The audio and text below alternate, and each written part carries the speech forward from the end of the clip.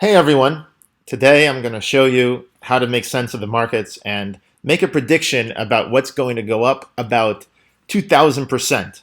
Again, I'm not a financial advisor, but I'm someone who applies logic and technical reasoning to the markets, and I just like to talk about the fundamentals of what's going on. So first of all, if you lived through the last 7 days of the crypto markets crashing, you'll notice that a lot of the graphs seem to look very, very similar. What is this? Synchronized diving? No, the thing is that a lot of these amazing projects in the crypto space that have nothing to do with proof of work mining or burning electricity and have to do with smart contracts or perhaps helping financial institutions or DeFi and things like that are nevertheless pegged to Bitcoin. It's just the way the markets work. People trade them against Bitcoin and also against USDT. So essentially what happens with the crypto space is full of these very, very interesting projects, some of which have gone up a lot. So for example, if we look at the last 24 hours, you might be pretty amazed. Of course, this is right after the crash, but we've got Polygon, MATIC. Okay, this is a beautiful project helping essentially with ethereum fees and stuff like that. Ethereum is kind of dog slow these days, and they're working on it. But here's the thing. So Polygon is a real project that helps with real things. Yearn Finance, another project. All of these are going up. They're still down from their highs in the 7 days ago. But that's actually a good opportunity, which I'm about to talk about. So a lot of these projects like MakerDAO and so on have been climbing steadily. If you look at some of them, like for example, you've got the Binance token over here, Binance Coin, BNB. It is climbing super steadily, okay? And it's probably going to go back to the 600 eventually that it was, almost 700. If the markets remain steady, so a lot of these projects are really interesting, but the granddaddy, Bitcoin, drags them all down. It's sort of like the ball and chain that, China bans mining, doesn't ban, Polygon, doesn't ban any of these DeFi things, but because Bitcoin goes down, it drags everything down with it. And you can see kind of these little dips are because not of the project itself. Like Polygon was already up to $2, got dragged down when Bitcoin goes down. And we know this because every other thing gets dragged down. So anyway, that sets the stage to what I'm about to talk about. Now, FTX is a very innovative marketplace. FTX is actually an exchange that pioneered the idea of leveraged tokens. All right, so a 3 times leveraged token is basically doing the following. Very interesting. If you've ever done futures trading, like if you go on one of these exchanges like poloniex or anything and you do futures, you can actually see what's going on. So a lot of these are only available if you're outside the United States. And if you are in the United States, you could try doing a VPN and put on incognito mode. That's up to you. But I'm just showing you for demonstration purposes here how this works. So for example, you've got here poloniex, and you can create an account and they will give you a $10,000 a day withdrawal limit. You don't even have to do KYC. A lot of them are like this. Femex.com is another one. KuCoin is another one. All right. Now these exchanges, they all carry these tokens that are actually pioneered on FTX. So first of all, what do these tokens do? Let's go to the futures tab and kind of explore what futures are. Futures are essentially contracts that let you settle up later and have to buy the underlying thing. And usually futures had a date at which, they're for commodities. For example, if a farmer wants to grow wheat, but there's variability in the weather and so on, they can execute a futures contract that locks in the price and says on this day, the price will be that. Okay? So here's the thing. There are now perpetual futures, which basically means that there is no expiration date. It's just simply that there is an underlying thing like Bitcoin, and they mark to market. So whatever the Bitcoin does, the futures are essentially, you're able to trade contracts. But there has to be a counterparty, okay? This is essentially an order book over here, and the order book helps you to figure out, oh, it's a little buggy. So the order book over here, even though we're not logged in, is showing you essentially people who are trading not the underlying thing, not Bitcoin, but actually the contracts about Bitcoin. Okay, so the contracts are basically about, I will buy, for $39,000, I will buy Bitcoin in the future. The only way you can exit a position really is, since these are perpetuals, you never take delivery of Bitcoin. Instead, you have to sell your contract to someone else. And if the contract is way out of the money, well, I guess you have to sell it actually for whatever price is here, which is to say you have to buy an opposing contract for exactly the same amount. Now notice 0, 0, 0, there's not a lot here of liquidity. So if you make a lot of money on these things and you try to liquidate them, you're going to spend days, unless you want to tank you want to blow through this order book and essentially get a really bad price, you're going to have to be liquidating over time. But these are the advantages of holding these derivative contracts. Okay, here is how they work. A beginner's guide to FTX leveraged tokens. So these FTX leveraged tokens behave the following way. Every day, they are essentially trying to replicate a 3x. So for example, if today we had Binance, the actual Binance coin, go up in one day very steadily. It went up 100%. No, it actually went up 70%. Then the 3x would have gone up 210%, which is to say, double and a little bit more than that. So this is what you want, and some people trade it for just one day, but that's not really where the power lies in these things, okay? Polygon is a cool project. It used to be called MATIC, and now it's called Polygon. So it went up 100%, okay, in one day. And let me show you that. Okay, let's look for it. MATIC. So Polygon went up pretty much. See, MATIC Network announced they're rebranding to Polygon. It's at $1.78. Earlier today, it was up to $2. So this is a very popular project. If you look at it, over the last year, it has made a fortune for the people that bought it back in January. Look, in January, it was 2 cents. And then at its height, it went up to something like $2 and actually 68 cents. You just can't see it in this chart. Anyway, the crash happened, and now it's going steadily up. This is our opportunity. And we actually don't really want tokens that go up in spurts like this. MATIC tends to go up in spurts, and that's great if you're holding MATIC. It's amazing. But actually, you want something that will do a slow grind climb to the top that's very steady. And I'll explain why. So you see, Binance does slow grinds up and slow grinds down. And if you look at the derivative contract for that same period, you'll find something very interesting. The slow grind up produces a 4x, or if you're here, produces a giant run up, okay? And the slow grind down produces a drop. If you look at Polygon over here, the 3x long MATIC token does the following. I'll explain what actually happens under the hood, but look at Polygon here, okay? So Polygon seems like it only had one big peak and one drop, right?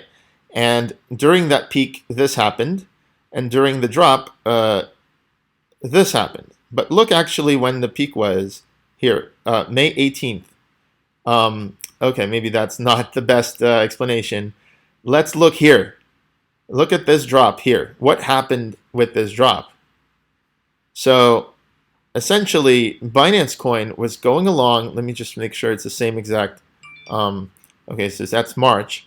So around April 12th, the fortunes reversed, and this thing dropped precipitously from 40,000 to 10,000. I mean, it's not that precipitous if you made all this money, but here's what's going on with that. Let's go out to 3 months here. So there's a slow grind up, and that's where it results in a sort of parabolic up. And then a slow grind down results in kind of a precipitous drop, okay? Similarly here, you have a slow grind up over here, results in pretty good growth, and then a slow grind down. A fast drop down results in even faster drop. But if you notice, it starts to slow down over here. So it doesn't quite replicate this. All right, so what happens? So essentially, FTX made it so that when you create one of these smart contracts, you create one of these tokens, and you wouldn't want to create them, you would actually want to trade them. But if you wanted to come to FTX and create one of these tokens, you could hit create. And it will open a 3x leveraged futures contract for you. But unlike you doing this, okay, futures yourself, like you're doing here on poloniex, and you start to buy and sell futures, it will actually manage the size of the position for you. So as you make money on the future, the excess money is then reinvested to buying more futures. And if you lose money, if the market goes against you, it reduces the position and sells some of the futures and reduces the position. So it's essentially auto-managing, and it never gets liquidated unless the market just gaps down really quickly before it has time to readjust its position. Every day, the FTX token rebalances. So for example, today, if Polygon went up 100% in a day, yeah, the 3x long thing actually didn't go up that much. It went up 300%, and it's currently at $15. Now the potential, and what I'm talking about, is for it to go up to something like this. Okay, $288. Now if we do the math, 288 divided by 15, you can get a 20x return. And we know this ahead of time. These are not shit coins. These are not things that just opened and may take off, and if they don't and they crash, then nobody hears about them ever again. No, this is not. What happens is instead it's based on a real project. A project that may, be 2 cents for a long time, but then it gets picked up and discovered, and then boom, all of a sudden, these things happen. Now, if the project crashes because of a Bitcoin crash, no matter, because eventually, if the technology is good, Polygon's going to go back. And if the markets are orderly, it's going to go back to where it was, which is to say here, or maybe make a new all-time high like it seems to do every few weeks. In that case, what do you think is going to happen to its derivative? So here's what happens. In one day, Polygon goes up 100%, and its derivative goes up 300%. You could see it here. Binance Bull went up as Binance went up. So here's Binance. Well, if you look at Binance Coin, where is it here? Binance Coin. It went up, like I said, something like 70%. And the Binance, therefore 3x long token went up 3 times that. But we're not after the 3 times gains here, because at the end of the day, the Binance coin will rebalance. And now when Binance goes up, let's say by $100, this thing will go up by $300, right? And everything is magnified the next day. So, of course, the same thing happens in reverse. If this thing falls, okay, then essentially the growth is only 300% if this goes up. The growth is only 3x, okay? But the thing we're interested in is the compounding. It's when you're up at the end of the day and you have a lot of money from the futures, 3x, and it gets reinvested and compounded and reinvested and compounded. That's how we get these gains. And I could be wrong, and we have to look at this, but I think the slow grind up, the linear grind, is the best one, because after you don't want the thing to go up in one day to here. Going up 400%, you're only going to go up 1,200% on that. No, what you want is basically for the Binance coin to go up from a slow grind. I wouldn't be surprised if it would actually exceed this all-time high if Binance would do a slow grind up. I'm not really sure how this math works out, and you're being cautioned basically over here. The math is tricky. Like, for example, if something goes down 100% and then the next day goes up 100%, you're actually going to wind up a lot below where you were. You're going to wind up 50% down, because going up 100% right? The next day, this thing shrank. It thought that, okay, the market's small, so it shrank by 2, let's say. Okay, sorry, you went down 50% and then you went up back to where you were. So 50%, so you shrank by 50, and then essentially all the gains are magnified by something that's half as big. So you want this to go up over a bunch of days. So where does this leave us? So basically it leaves us with a place where we've got these tokens that can go up a lot over the next several days as we recover from the crash. All that MATIC has to do is go back to where it was, and if it actually goes up there slowly, that's even better over the next few weeks, because then the derivative contract will eventually go up to here. So the idea is buy these derivative contracts, right? Well, where can you buy them? So if you go back to, for example, Polygon, you go back to the Chainlink token, which is, so there's essentially these projects. I happen to like MATIC, it goes up very much, as you can say. I like the project. Chainlink is another one, so that's this one. Second place, perhaps Cardano. Amazing project, but it's already a big market cap, so I don't know how much more it's going to go up. MATIC is $10 billion at the moment. Chainlink is 10 billion. Cardano is like 70 billion. Compared to Ethereum, which is currently 270 billion. So you can look at all these things on CoinMarketCap. You can look at the market cap of the coin, the volume, etc. But let's click here, market. So you could buy these on poloniex, FTX, the original where they originate. You can buy them on CoinTiger. You can buy them on GoPax. Unfortunately, Uniswap is not a place you can buy them. Theoretically, anyone could actually create a liquidity pool for these tokens because they are regular ERC20 tokens on Uniswap. If you go, and you can actually see that these tokens are being held mostly by these exchanges and no one else. Because you can't withdraw them. I suppose that's why. These exchanges do not let you withdraw the token. But if you go to BSC, let's say Uniswap, Etherscan. If you go to Etherscan and you look at one of these tokens, you'll find, let's just go to one of these tokens, Etherscan token. All right, what did we see here? Token, 3x long Chainlink token. It looks like just a regular ERC20.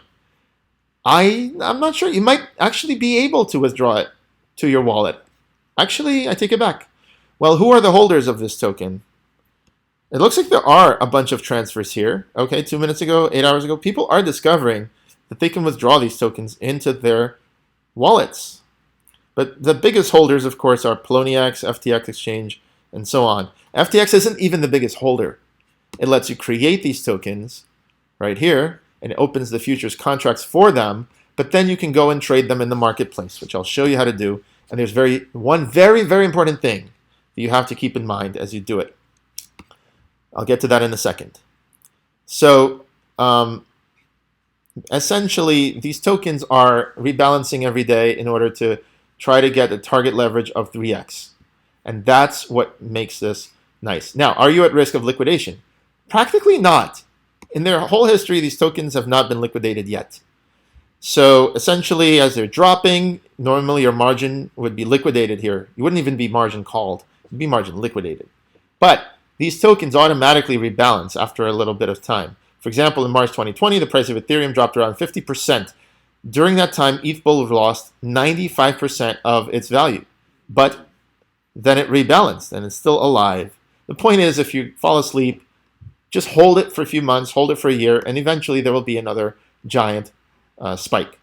Now, like I said, when there's a spike, you're not guaranteed to be able to sell all of these tokens. And this is where the next thing comes in. The next thing is, notice that these spikes are short-lived.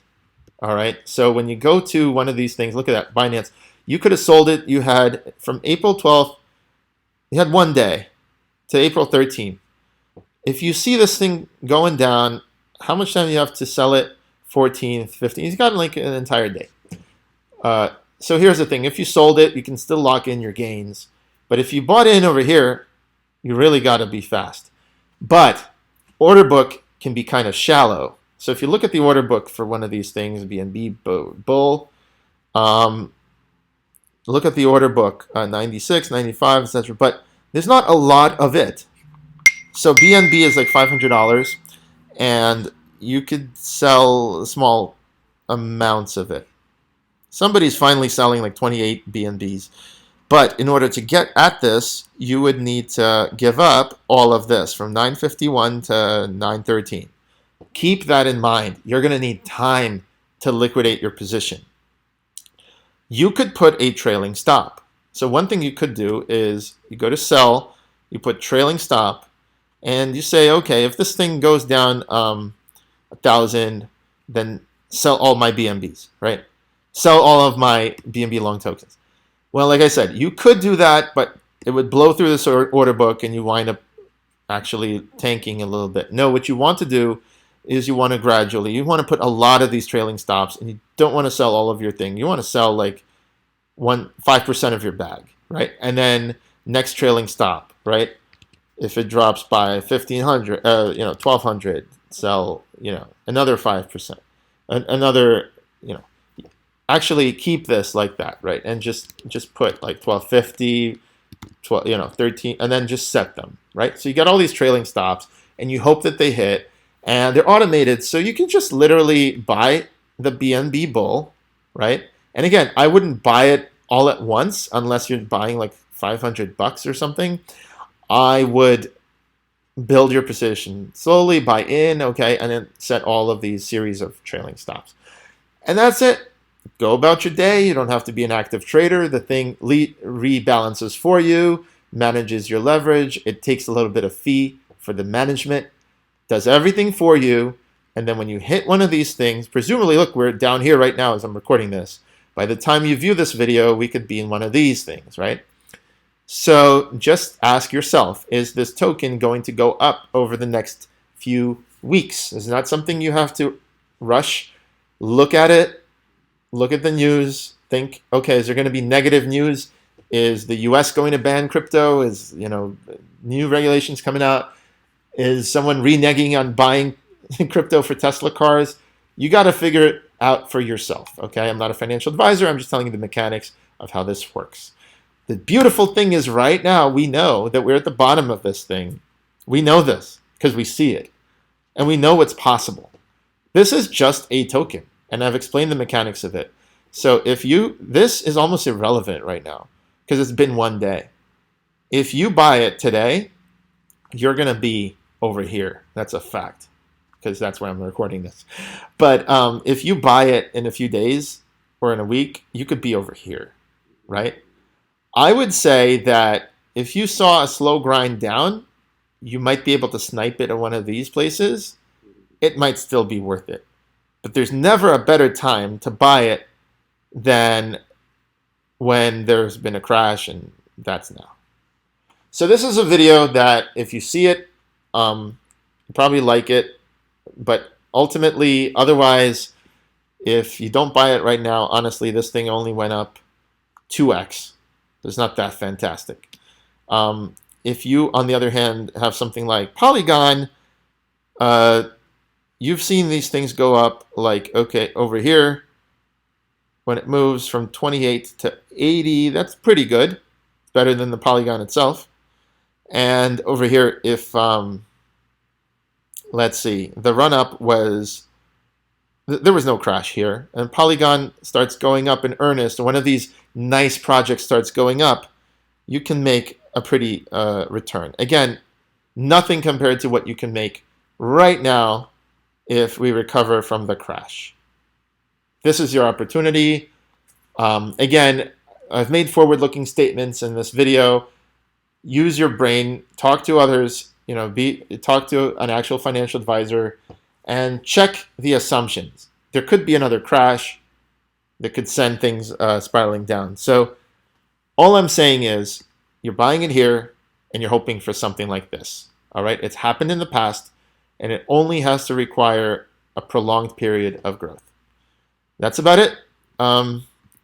Do your own calculations. But if you enjoyed this video, give it a thumbs up, subscribe, and welcome to the crazy DeFi crypto markets. Hopefully one day we will become unmoored from Bitcoin, and then you will really see what these what these crypto markets are capable of. Until then, enjoy your time as banks are buying Bitcoin, and hopefully we have a nice orderly market. Who knows? And leave your comments below and share any other tips or caveats or things. And see you on the flip side.